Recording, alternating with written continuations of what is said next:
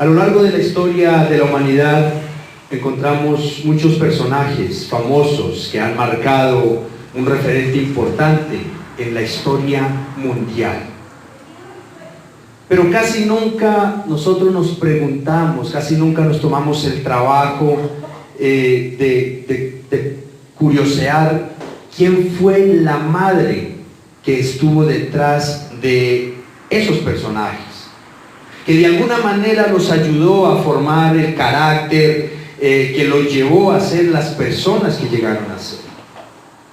La historia se ha olvidado de ellas muchas veces, e ignoramos lo que estas mujeres tuvieron que vivir para parir, para criar, para educar, para guiar,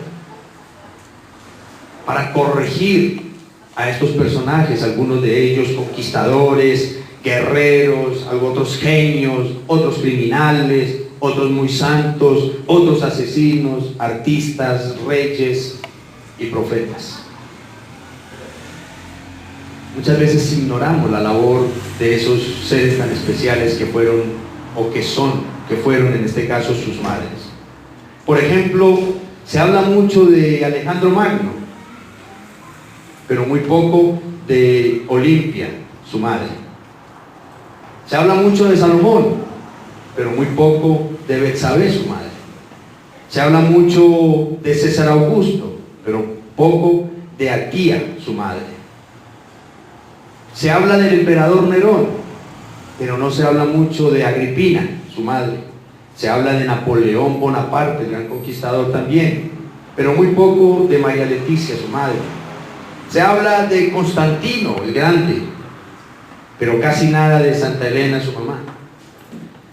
Se habla mucho de Jesús de Nazaret y a veces se descuida a la Virgen María. Se habla mucho del profeta Samuel, que es el caso que vamos a estudiar el día de hoy, pero muy poco de Ana, su madre.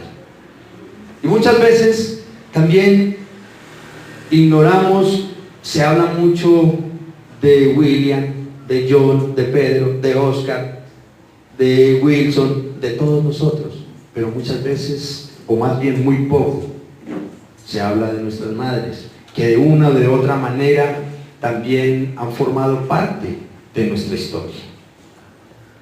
Hoy precisamente entonces vamos a hablar a la luz de la Escritura de una de estas madres que mencionamos ya, Ana, la madre de Samuel, y que a través de ese mensaje podamos también hablar de nuestras madres, que son las que tenemos a nuestro lado, de nuestras esposas, que son las madres de nuestros hijos, y por qué no también aprovechar para hablar de nosotros también como hijos. Hay un dicho que dice que detrás de un gran hombre hay una gran mujer, refiriéndose específicamente a su esposa. Pero también en este caso podríamos decir que en gran parte detrás de un gran hombre hay una gran madre también. Ese es el caso de Samuel. ¿Quién fue Samuel? Un líder de Israel durante uno de los periodos más críticos de esta nación, según la Escritura. Después de que termina el Pentateuco, que son los primeros 5 libros de la Biblia que escribió Moisés, viene otro libro que se llama Josué, y después de Josué viene otro libro que se llama Jueces. Jueces fue el libro es el libro en el que se narra el periodo más oscuro de todo Israel. Entre Jueces y el libro que sigue, Samuel, hay un personaje que hace esa transición, un hombre que levantó el Señor para que fuera el último de los jueces y el primero de los profetas. Ese personaje es Samuel. Dios lo llamó aún siendo muy niño. Este hombre es muy importante porque fue el primer gran reformador de la religión y el avivamiento en el pueblo de Israel. Cuando todo estaba perdido, cuando el pueblo, la nación de Israel estaba sumida en un periodo de violencia, de degradación absoluta, donde se asesinaba a las personas, y lo que vemos hoy de los paramilitares les quedan pañales. Se asesinaba a las personas y se las descuartizaba y se llevaba una pierna para un lado, un brazo para otro y un tronco para el otro. donde se violaba a las mujeres y nadie decía nada. Lejos de Dios, lejos de Dios. Samuel fue ese líder que el Señor levantó para restaurar de alguna forma esa nación. También es muy conocido porque fue el hombre escogido por Dios para que nombrara al primer rey de Israel, que fue el rey Saúl, y también nombrara y ungiera al segundo gran rey de Israel, que fue el rey David. Entonces, teniendo esto en mente, Samuel es uno de los personajes más influyentes de la historia del Antiguo Testamento. En otras palabras, de la historia redentora. Fue un gran líder, entregado a Dios totalmente y a la causa del Señor. Por eso, Dios lo usó en gran manera. Pero detrás de este gran personaje, líder, juez, profeta, hubo alguien que aportó en gran manera para formarlo en lo que llegó a ser. Y esa persona fue Ana, su madre. Veamos entonces un poco del contexto. En los primeros 7 capítulos de este libro de Samuel, él nos narra lo que rodeó su llamado y posterior ministerio asignado por el Señor como profeta. Samuel comienza este libro relatándonos su propio nacimiento, como lo vamos a ver enseguida. El padre de Samuel era un hombre llamado Elcaná, que tenía 2 mujeres, una de ellas llamada Penina y la otra Ana.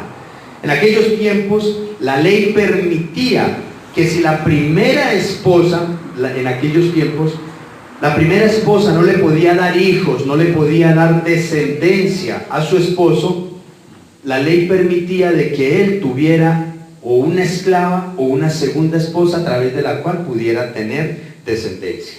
Ana fue la primera esposa de este varón, pero era estéril y no le pudo dar hijos.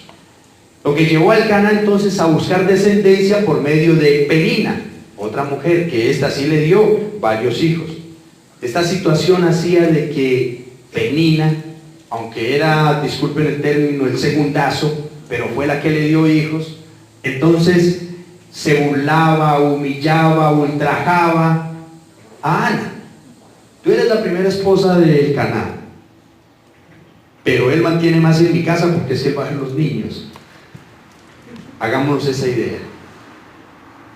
Ana vivía, dice la misma escritura, de alguna forma amargada, y le pedía muchísimo a Dios que le diera un hijo. Pero entonces, en lugar de Ana, a pesar de su amargura, de su tristeza, de su dolor por no poderle dar hijos a su esposo, en lugar de darse por vencida, lo que hizo fue aferrarse más a Dios. Y dice la escritura que clamaba a Dios incesante e intensamente para que Dios se compadeciera de ella y le diera un hijo. Y efectivamente el Señor escuchó ese clamor de esta devota mujer angustiada y le dio el hijo. Es así entonces como llegamos nosotros a nuestro pasaje, donde Samuel entonces nos va a relatar su nacimiento, pero quiere dejar claro que él nació como resultado de que Dios escuchó con agrado el clamor incesante de su madre y le concedió el hijo que ella tanto le pedía. Entonces, quiero que me acompañen en nuestro primer encabezado, donde quiero que veamos cómo Dios responde el clamor persistente de una madre. Y voy a releer los versículos 19 y 20. Y levantándose de mañana, adoraron delante de Jehová y volvieron y fueron a su casa en Ramá. Y Elcaná se llegó a Ana su mujer, y Jehová se acordó de ella. Aconteció que al cumplirse el tiempo, después de haber concebido Ana, dio a luz un hijo, y le puso por nombre Samuel, diciendo: por cuanto lo pedí a Jehová.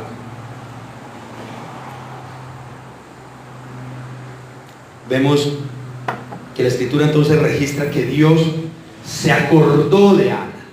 Ahora, esto no quiere decir que es que Dios se había olvidado de ella, sino que más bien cuando dice que se acordó, lo que quiere decir es que Dios sí tenía en su memoria a Ana. sí estaba muy pendiente de Ana, pero sucede que en ese momento ya se llegó el tiempo en que Dios le iba a conceder el clamor que Ana le había estado pidiendo. Por eso el término se acordó se usa en varios pasajes de la Escritura, algunos de ellos para referirse de la misma manera. Algunos de ellos son, por ejemplo, cuando Noé estaba en el arca en medio del mar durante el diluvio universal. En Génesis 8:1 dice: y se acordó Dios de Noé y de todos los animales y de todas las bestias que estaban con él en el arca, e hizo pasar Dios un viento sobre la tierra y disminuyeron las aguas. Ahí vemos el término se acordó. También lo vemos en Génesis 19:29, cuando se acordó de Abraham y de su sobrino Lot, cuando iba a destruir a Sodoma y Gomorra, y dice: así, cuando destruyó Dios las ciudades de la llanura, Dios se acordó de Abraham y envió fuera a Lot de en medio de la destrucción, al asolar las ciudades donde Lot estaba. Entonces este término se acordó, para que lo tengamos presente cuando lo leamos en la Escritura, no quiere decir que es que Dios se ha olvidado de estas personas y ¡ay! ¿Cómo fue que me olvidé de esta gente? Y me recordé otra vez, no. Sino que se llegó el momento en que ya iba a cumplir su voluntad en esas vidas. Entonces, como lo dijimos en el contexto, el clamor de Ana era para que Dios le concediera un hijo. Y Dios, el que da vida, el que crea mucho a partir de la nada, le concedió a Ana, a la humillada, a la despreciada, que concibiera a su hijo. Y no cualquier hijo, un hijo que iba a marcar la historia del pueblo de Israel, al gran Samuel, que su nombre significa precisamente oído por Jehová. Iglesia, dos cositas para que a modo aplicativo aprendamos de esta primera sección. Número 1, Dios no se olvida de sus hijos, aunque muchas veces pensemos que sí. ¿A ustedes no les ha pasado que a veces uno pide y pide y pide y de aquello nada? Y uno dice, bueno, Dios no me está escuchando, Dios se olvidó de mí. Pero no es que Dios se haya olvidado de nosotros, como lo vemos acá. Y número 2, el Señor escucha la oración de sus fieles y afligidas ovejas. Y mucho más, la oración de una madre angustiada que derrama su alma ante su Creador por el amor del fruto de sus entrañas.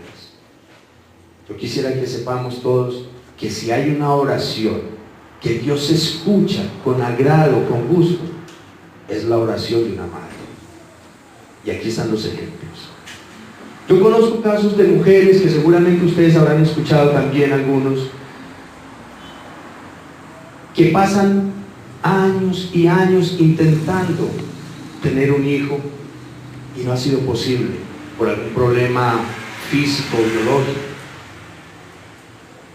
Pero he visto también que esas personas se aferran al Señor, entregan sus vidas en fe a Dios, rinden sus vidas ante el Señor y milagrosamente o por medio de un tratamiento el Señor les ha concedido un hijo.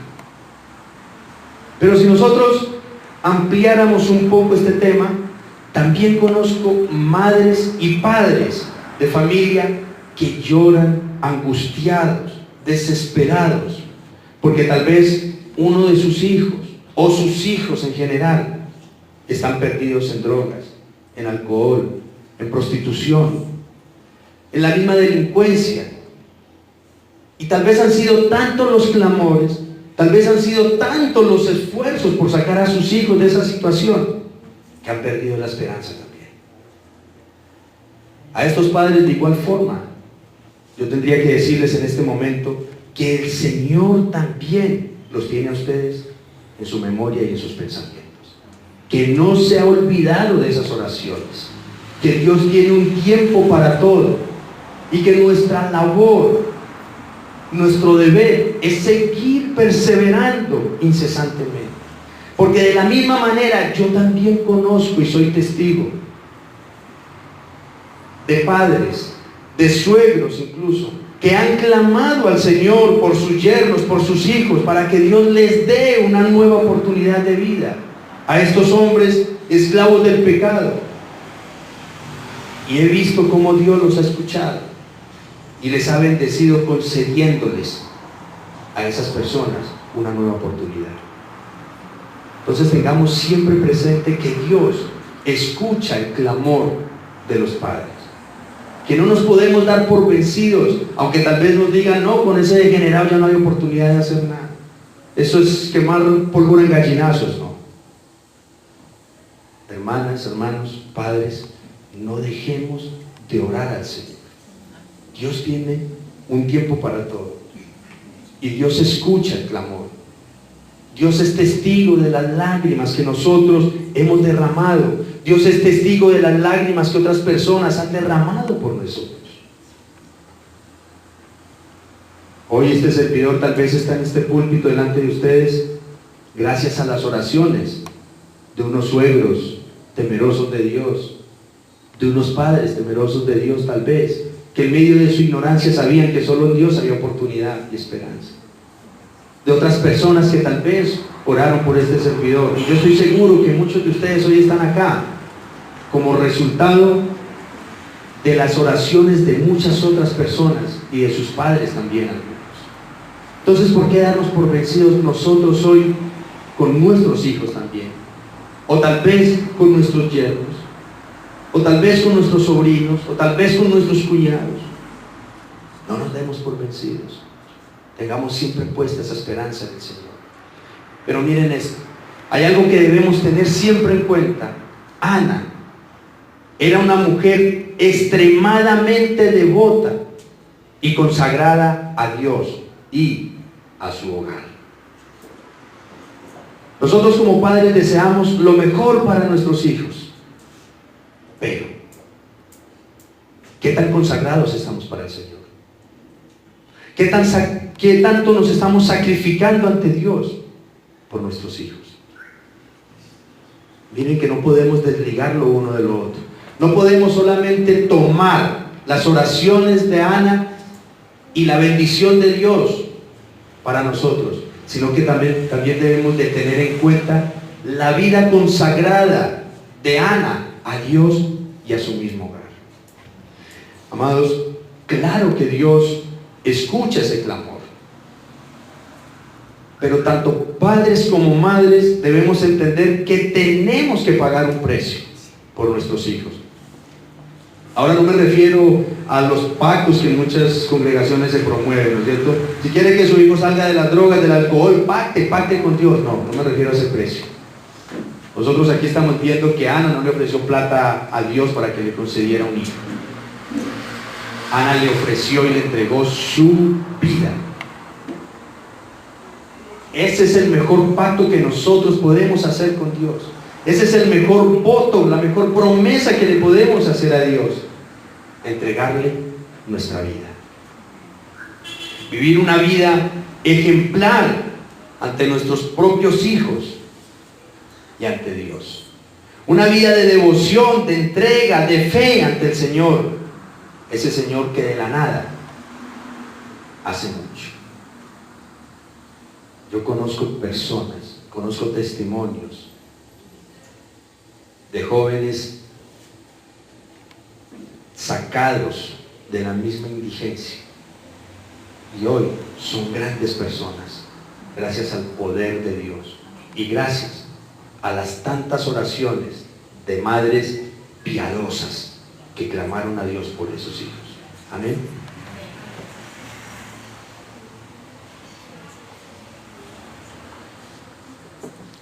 Pero aunque Dios es el que lo hace todo, las madres también cumplen con su parte. Quiero que veamos entonces en nuestro segundo encabezado cómo una madre cumple sus promesas y pone a Dios por encima de todo. Dicen los versículos del 21 al 23. Después subió el varón Elcaná con toda su familia para ofrecer a Jehová el sacrificio acostumbrado y su voto. Pero Ana no subió, sino dijo a su marido: yo no subiré hasta que el niño sea destetado, para que lo lleve y sea presentado delante de Jehová, y se quede allá para siempre.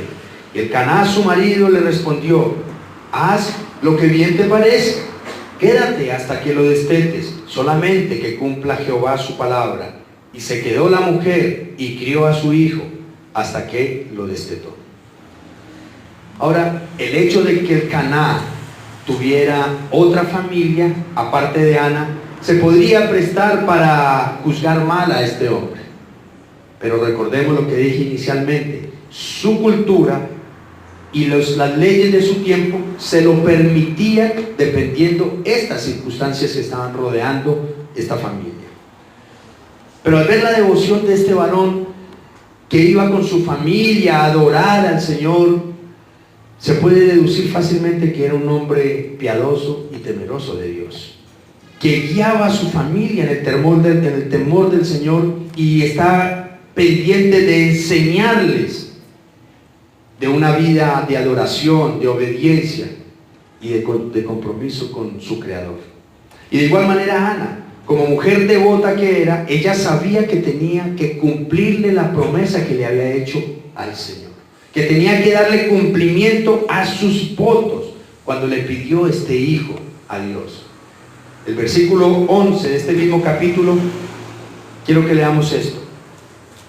Está Ana orando en la casa de Dios y dice: e hizo voto diciendo: Jehová de los ejércitos, si te dignares mirar a la aflicción de tu sierva, y te acordares de mí, y no te olvidares de tu sierva, sino que dieres a tu sierva un hijo varón, yo lo dedicaré a Jehová todos los días de su vida, y no pasará navaja sobre su cabeza.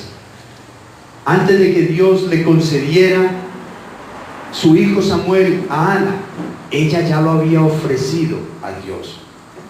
A pesar de que esta mujer amaba a su hijo, miren que era su primer hijo, su único hijo en su momento, en ese momento era su único hijo, porque más adelante la escritura enseña que Dios le dio 5 hijos más a Ana.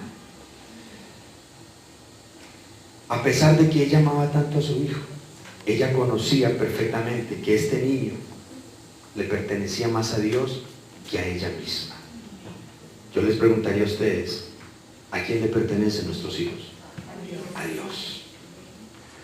Ana tenía muy claro que para ella Dios estaba por encima de todo, incluso de su mismo hijo. Pero no solo eso, esta madre está decidida a sacrificarse ella y a negarse al calor de su hijo, de su bebé, de su criatura, para que éste le sirviera a Dios. Qué fe y qué devoción. Ana va a cambiar la felicidad que le podría brindar su hijo al tenerlo a su lado, por agradarle y servirle a su Señor. Sin duda, esta era una gran prueba para Ana. Pero ¿saben qué? Ana estaba decidida a pasar esta prueba. Más adelante vamos a ver que esta decisión que ella tomó no se quedó en una decisión, sino que ella lo cumplió. Desafortunadamente nosotros muchas veces le hacemos promesas a Dios en un momento difícil, y pasa la dificultad y dice: suerte. Iglesia, permítanme preguntar algo. Retomando el ejemplo del Elcaná, ¿cuántos hombres aquí se esfuerzan por fomentar en sus hijos una vida piadosa y por guiarlos en el temor del Señor, como lo hacía este varón? ¿Cuántos hombres hacemos eso? ¿Cuántos hombres sacamos el tiempo? Casi siempre, desafortunadamente, se le delega esta tarea a las madres. Por eso en la mayoría de iglesias usted siempre va a ver más mujeres que hombres, porque los hombres nos desinteresamos muchas veces de las cosas de Dios. Recordemos, padres y madres, que este es un deber que el Señor nos ha designado, es decir, es nuestra obligación encaminar a nuestros hijos en los caminos del Señor y fomentar en ellos tanto el temor como el amor hacia Dios. ¿Sí lo estamos haciendo? ¿Sí estamos sacando el ratico para orar con nuestros hijos en las noches? Pero evidentemente entonces lo que en este pasaje más resalta es el ejemplo de la fidelidad de Ana a Dios por encima de todo. aún por encima del amor a su mismo hijo. Increíble. En la actualidad, hermanos, desafortunadamente, para muchos padres es más importante lo que digan o piensen sus hijos que lo que manda Dios. Y ese no es el ejemplo, ese no es el modelo bíblico.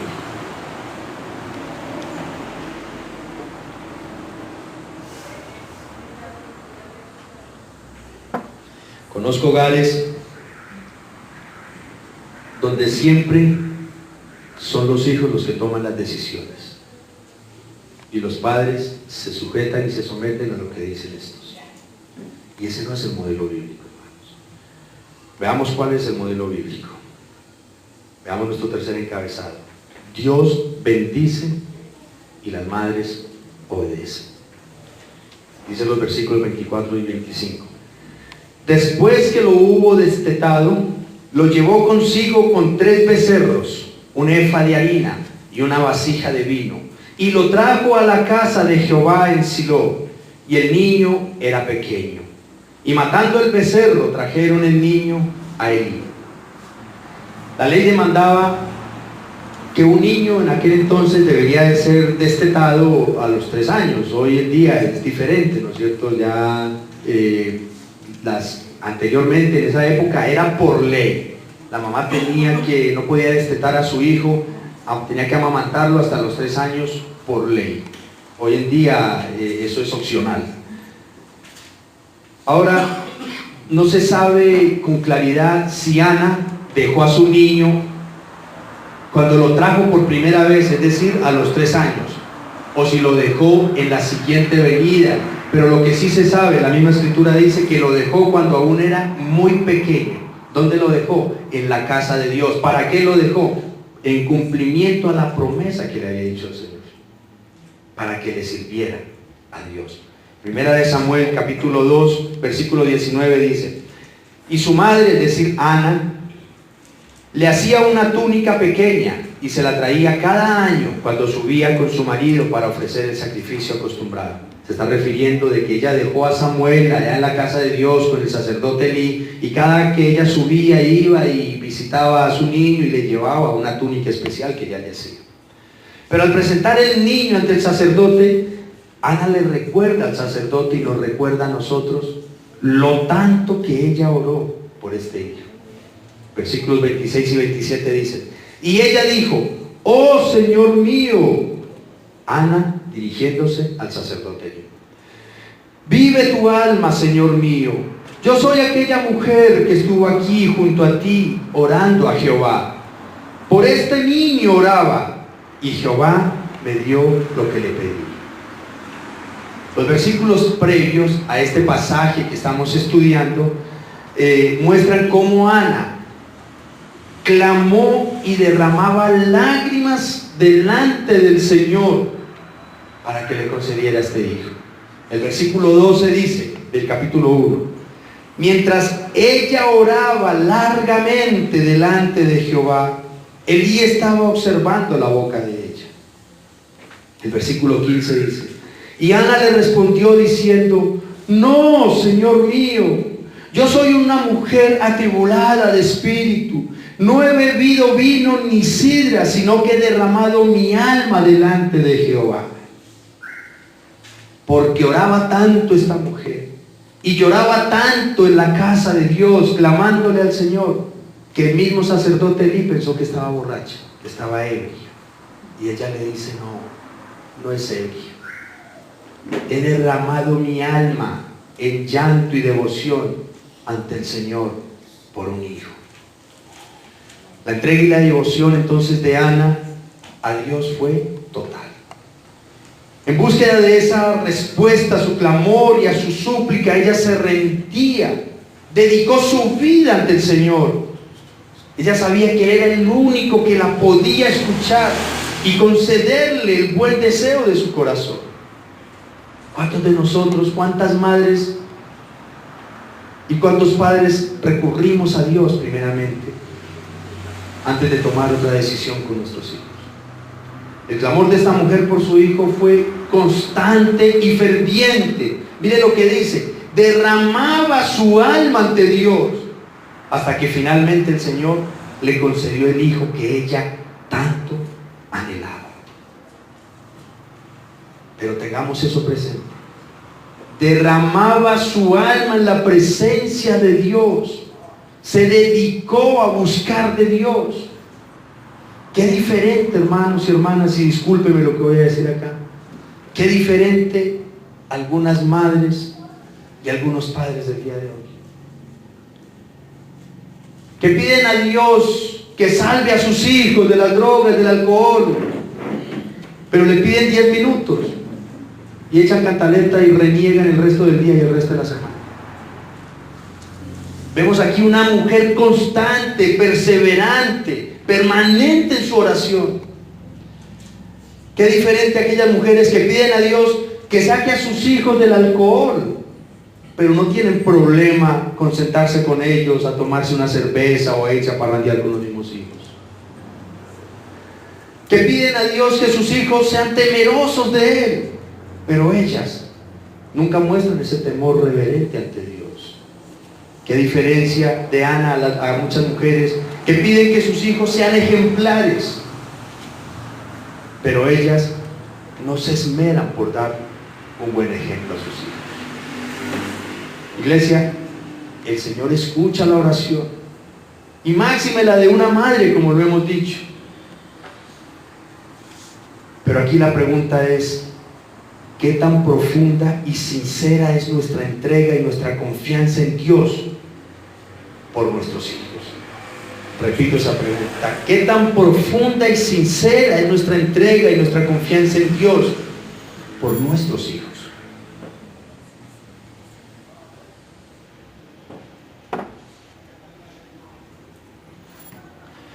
Pero aparte de esto, miren lo que hace Ana, versículo 28. Yo pues lo dedico también a Jehová, todos los días que viva será de Jehová. Y adoró allí a Jehová. Ana le está diciendo, le acaba de decir a Elí: este es el hijo por el que yo tanto oraba, por el que yo tanto clamaba a Dios. ¿Y sabe qué, sacerdote Elí? Dios me lo dio. Y ahora yo se lo quiero dedicar a Dios. Hay un dicho que dice las abuelas: los hijos son prestados. Y parece ser que Ana tenía muy claro este dicho. Ella tiene muy presente que este hijo, ella lo tiene porque Dios, en su infinita misericordia, escuchó su clamor y se lo dio. En el hebreo quiere decir ceder o prestar. Dicho de otra manera, ella sabe que Dios le prestó su hijo. Pero ahora ella también lo quiere dedicar. ¿Qué significa eso de dedicar? El idioma original quiere decir apartar o prestar para el uso sagrado de Dios. Pero ¿saben qué? Su intención no es prestarlo por un tiempo determinado. La intención de Ana es entregarle su hijo a Dios para toda la vida. Todos los días de su vida yo quiero que mi hijo esté sirviéndole a Dios, dice Ana. En otras palabras, Ana le está devolviendo el regalo que Dios le ha dado, a través del cual la ha hecho muy feliz a ella, la ha bendecido, pero ahora Ana se lo retorna al dador. Ana reconoce que todo lo que se le da a Dios es porque previamente Dios nos lo ha dado a nosotros. Yo pregunto, ¿hay algo que nosotros le podamos dar a Dios que primero Él no nos lo haya dado a nosotros? No hay nada. Los hijos que hoy le ofrecemos al Señor es porque Dios nos los dio. Aún las ofrendas que hoy le damos al Señor es porque Dios primero nos bendijo para darlas. Todo lo que nosotros le damos a Dios no se lo demos con mezquindad, incluyendo nuestros mismos hijos, incluyendo nuestra propia vida. Entreguémosle a Dios, no porque pobrecito Dios se merece esto, no, porque todo es de Dios y para Dios. Pero hay varios elementos que rodean este evento, de esta entrega de Ana hacia Dios de su hijo. En primer lugar, Ana está reconociendo la soberanía y el poder absoluto de Dios sobre todo lo que existe, incluyendo los hijos. Yo no sé hasta qué punto nosotros reconozcamos que nuestros hijos le pertenecen a Dios y que Dios es soberano sobre la vida de ellos. Yo conozco padres y también madres que desafortunadamente en esa búsqueda de querer lo mejor para nuestros hijos tratan de controlar sus vidas y no permiten que el propósito de Dios se desarrolle en la vida de ellos. En la misma escritura encontramos un ejemplo de eso. Jacob y sus hijos. Tenía uno de los hijos menores de Jacob, llamado José, el consentido de Jacob, como en el argot paisa, la ñaña de Jacob, que él mismo era el único que le preparaba a mano la túnica para que José la tuviera. Y Jacob tenía planes con José, y Dios se lo arrebató y lo puso en otro lugar, porque los propósitos de Dios están por encima de nuestros propósitos, aunque sean muy buenos y muy nobles. Pero hay otro elemento. Ana está cumpliendo sus votos a Dios. La promesa que le había hecho al Señor, aquí se la está cumpliendo.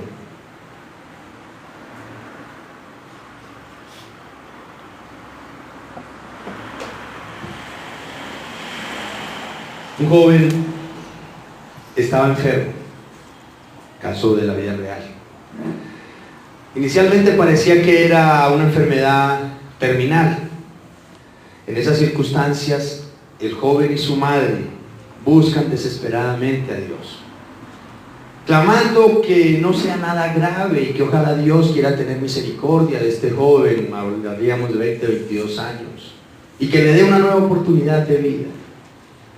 En esa angustia y en ese desespero, ambos, mamá e hijo, se comprometen con Dios, que si Dios ayuda al muchacho a salir de esta situación, ellos seguirán buscando de Dios y sirviendo a su Salvador. Es decir, le están prometiendo a Dios consagrar sus vidas a Dios.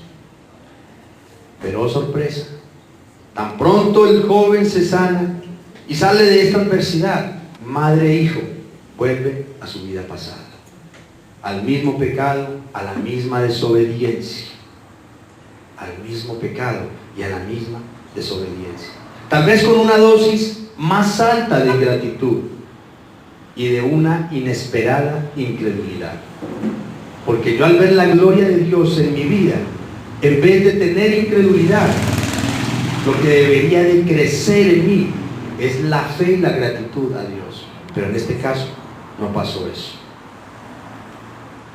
Pero con un agravante más. Madre e hijo se están burlando de Dios. ¿Y qué dice la misma escritura? De Dios nadie se burla. Ana aquí nos está dando un ejemplo de que lo que se le promete a Dios es bueno cumplir. Porque la fe y la devoción de una madre son ejemplo para los hijos, y lo mejor, trae bendición de Dios. Pero ¿qué podrá esperarse? ¿Qué fe se podrá esperar de un hijo cuando su madre le hace 1001 promesas a Dios en sus oraciones, pero tan pronto se pone de pie se olvidó de las promesas que le hizo al Señor?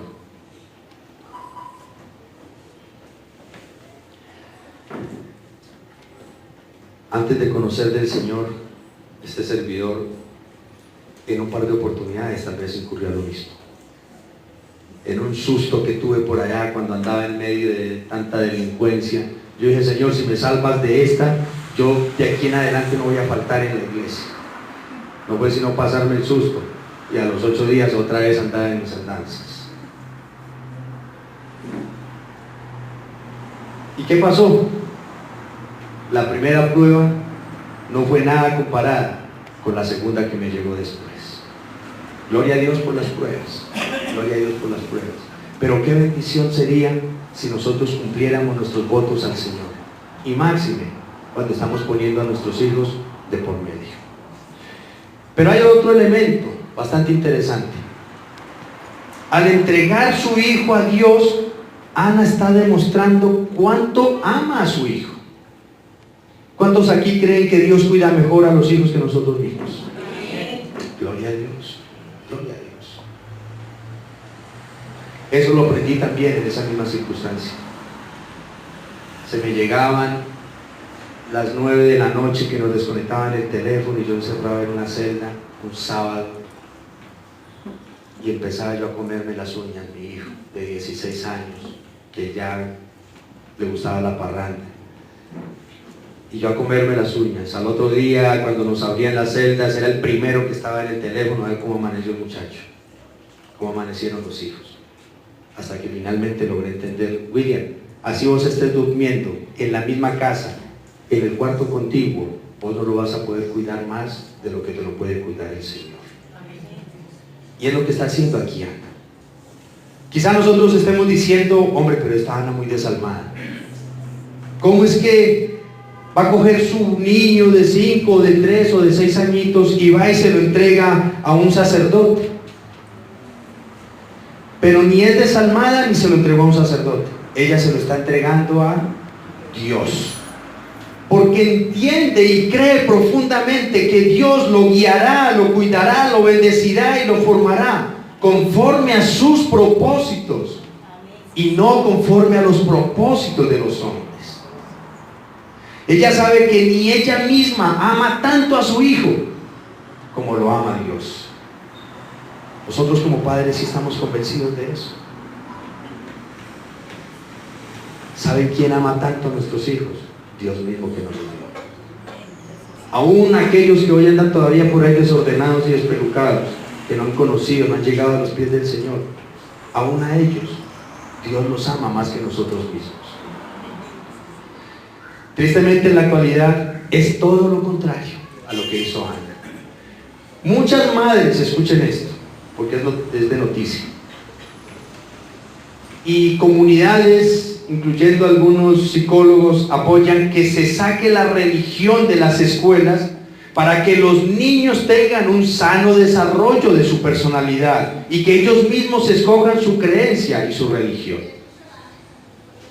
¿Ustedes lo han escuchado?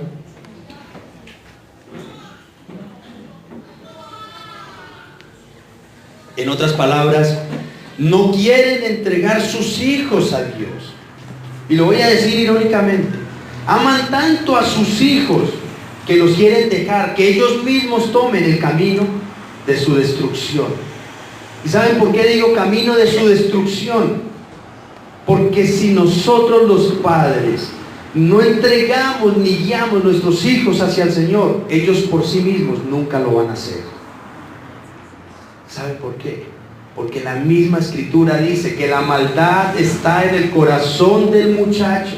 Si dejamos a nuestros hijos: mi hijo, escoja qué religión quiere. Yo me atrevería a usted a decir que si usted pone a su hijo de 6 a 8 años o a 10 años a ver un documental de cristianos orando y clamándole a Dios, y lo pone a ver un documental de otras religiones que ponen bombas y matan gente, adivinen por cuál ese niño se va a inclinar. Porque son belicosos. Un niño ya no le pide al papá: papá, regálame un carrito, tráigame el último juego donde yo puedo matar a toda esta gente que se me atraviese por aquí. Y si dejamos a esos niños a su suerte, ¿qué va a pasar? Son los padres los que debemos orientar y guiar a nuestros hijos a los caminos del Señor. Pero aún hay más. Al dar a su hijo a Dios, Ana prácticamente está dando su propia vida. Se está sacrificando al máximo para que su hijo esté con Dios y sirva de Dios. Esta es una de las razones, hermanos, por las que muchos padres no guían a sus hijos en los caminos de Dios, porque saben que esto les costará su propia vida. No podemos nosotros pretender que los hijos busquen de Dios, pero nosotros no. Por ejemplo, ¿cómo puedo yo decirle a mis hijos un sábado en la noche: hijos, pongan la alarma para que mañana madruguen y vayan para la iglesia? Papá, ¿y usted? No, yo me voy a trasnochar hoy con unos amigos y no voy a ir mañana. Eso sí estará bien. ¿Cómo le puedo yo decir a mis hijos: hijos, hagan el devocional? ¿Y usted, papá? No, yo estoy muy ocupado aquí haciendo cuentas. Soy yo. Si los padres queremos que nuestros hijos se consagren al Señor, nosotros, como papás, tenemos que primeramente consagrarnos también. Si no lo hacemos nosotros, difícilmente nuestros hijos lo harán por sí mismos. Ahora, ¿hasta dónde estamos nosotros dispuestos a dar nuestra vida al Señor para que nuestros hijos también lo hagan? ¿Hasta dónde está dispuesto un padre, una madre, que lo invitan a una fiesta y tener que decir no, porque le quiero dar un buen ejemplo a mi hija? ¿Hasta dónde estamos dispuestos a sacrificar eso? Y ya, para concluir, hermanos,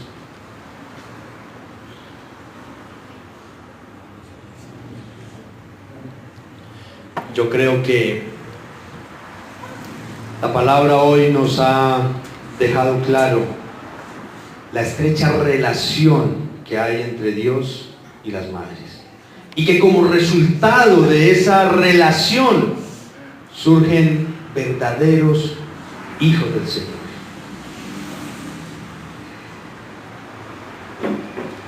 Mamás, es probable que algunos de sus hijos o de nuestros hijos no fueron producto de nuestras súplicas, tal vez fueron hijos incluso no planeados en su gran mayoría. En el caso de Ana, su hijo fue producto de una súplica. Pero de lo que no me cabe la menor duda es que hoy en día, que sus hijos existen, muchos de ellos han conocido del Señor y otros están conociendo del Señor gracias a sus clamores y vidas ejemplares y entregadas a Dios. Eso es lo que debemos de nosotros hacer.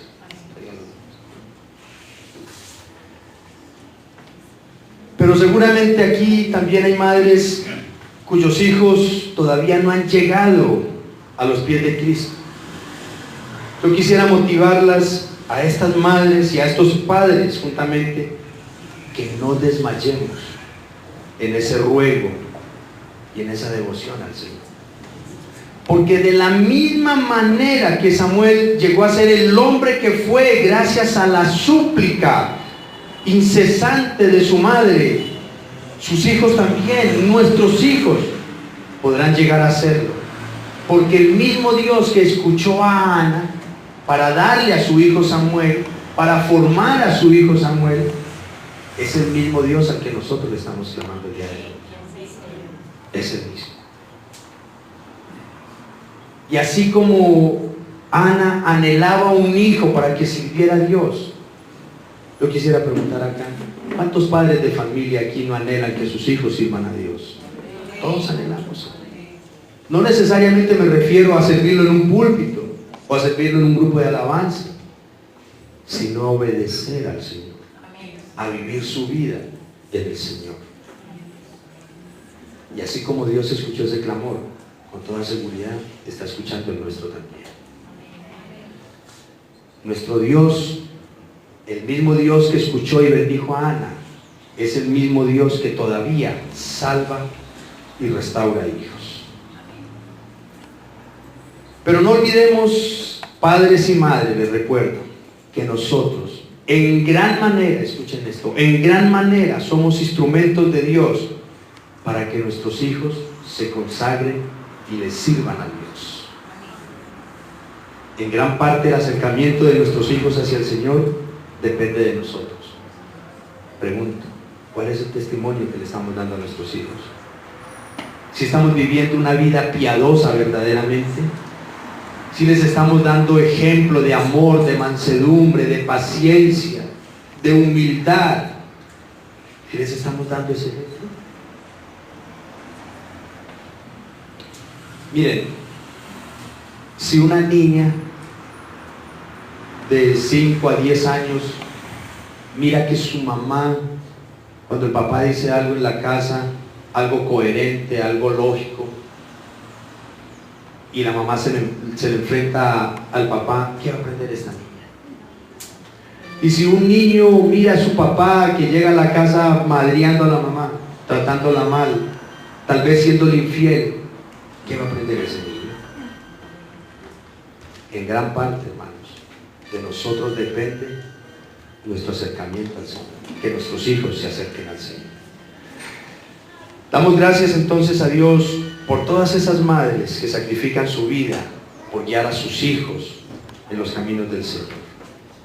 Y en este momento yo quiero dirigirme ya para cerrar, invitar a los hijos que hayamos acá, que tal vez no hayan reconocido que sus madres están siendo usadas por Dios para ayudarlos a acercarse a su Salvador. A los hijos que no se han dado cuenta ni están valorando las largas horas de oración y las tantas lágrimas de sus madres ante el Señor, intercediendo por ellos. A los hijos que están en rebeldía con sus padres, quiero invitar a estos hijos a que levemos nuestros ojos al cielo y sobre todo dobleguemos nuestro corazón ante Jesucristo. Porque muy probablemente si tenemos esa actitud con nuestros padres, con nuestra madre, ese ser tan querido que Dios usó para darnos la vida, es porque tal vez no estamos teniendo la mejor relación con el Señor. Yo quiero invitarlos a que si tal vez este mensaje ha hablado a sus corazones, elevemos un clamor, elevemos una súplica, tanto de padres, madres e hijos, para que nos ayude a cambiar nuestra actitud.